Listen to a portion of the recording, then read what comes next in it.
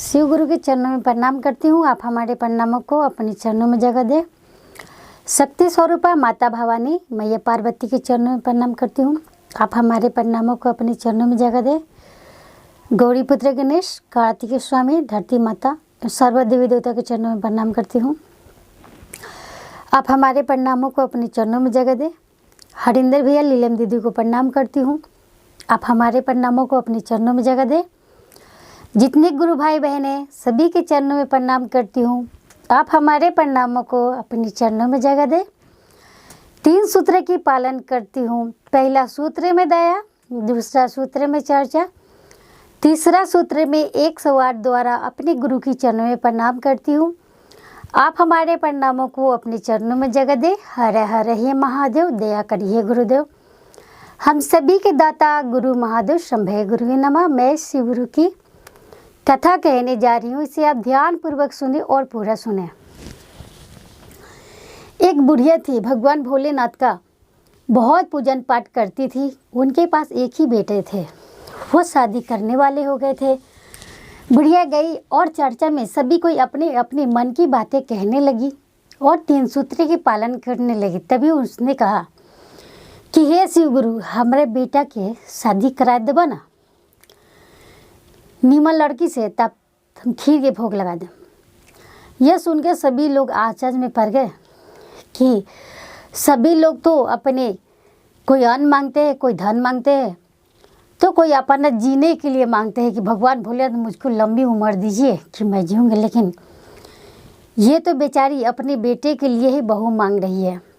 ऐसा कह करके कुछ दिनों तक सभी आते थे और शिव चर्चा करते थे। ये भी आती थी और शिव चर्चा करने लगी। ऐसा ही करते करते कुछ दिन के बाद एक सुंदर सी लड़की के साथ इनके बेटे का विवाह तय हो गया और कुछ दिन की बाद शादी भी होकर चली आई। शादी जब होकर के चली आई, कुछ दिनों के बाद बहू रहने लगी अच्छी तरह से। रहते रहते तब उसने कहा कि कुछ दिन हो गए हैं, हमने भगवान भोलेनाथ को माने थे कि हे भगवान, हमारे सुंदर बहू से शादी करा दीजिएगा तो हम प्रसाद चढ़ा देंगे। तो बहू को कहने लगी कि आज खीर के भोग भगवान जी को लगावे के बाद से खीरे के भोग बनाई। बुढ़िया सभी कुछ ला करके दे दी, चावल, चीनी और दूध सब ला करके दे करके कही कि बहुत अच्छी तरह से भगवान शिव जी के लिए भोग लगाने के लिए खीर बना देना। बुढ़िया बेचारी चली गई वहाँ से नहाने के लिए। और जब नहा वहा करके आई तो इसने भगवान को खीर के जगह पर नमक का गुलथी बना करके दे दिया। तो बुढ़िया बेचारी ले करके चली गई और बहुत खुशी हुई। कहने लगी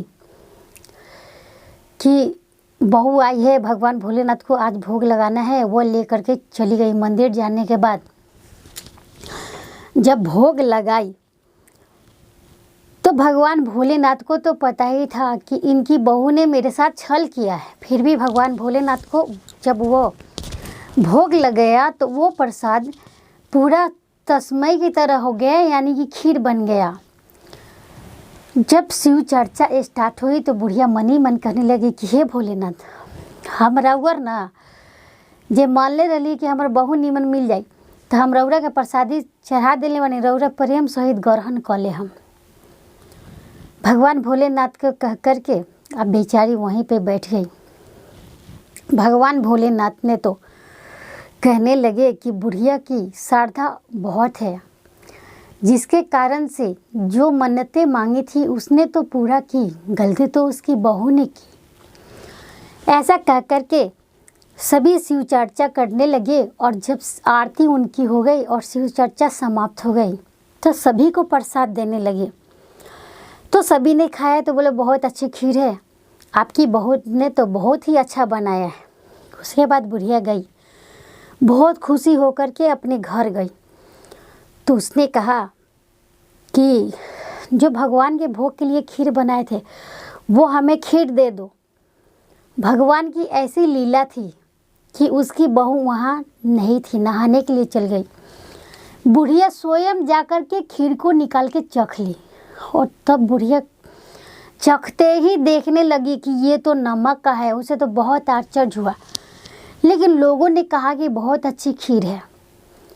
उसी समय बुढ़िया एकदम व्याकुल हो गई और भगवान भोलेनाथ के पास दौड़ के चली गई और कहने लगी, हे भगवान भोलेनाथ, मुझे माफ़ कर दीजिएगा।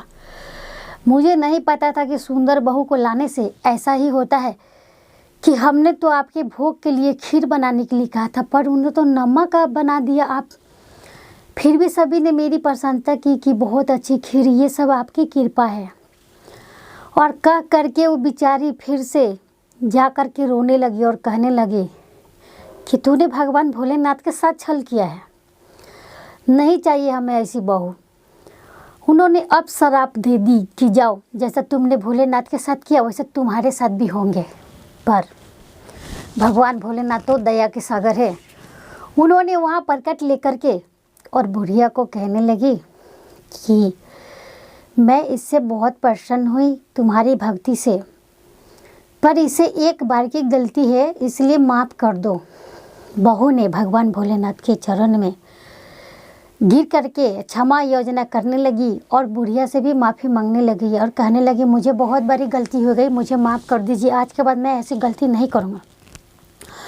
और फिर से भगवान भोलेनाथ ने कहा, तथास्तु, ऐसा ही हो। ऐसा कह करके भगवान भोलेनाथ वहाँ से अंतर्यान हो गए।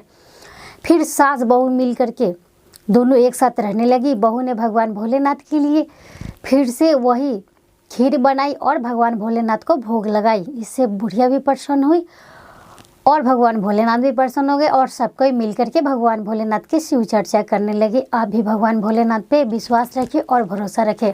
भगवान भोलेनाथ सबकी इच्छाएं और मनोकामनाएं पूर्ण करते हैं, आपकी भी करेंगे। हर हर हे महादेव, दया करिए गुरुदेव।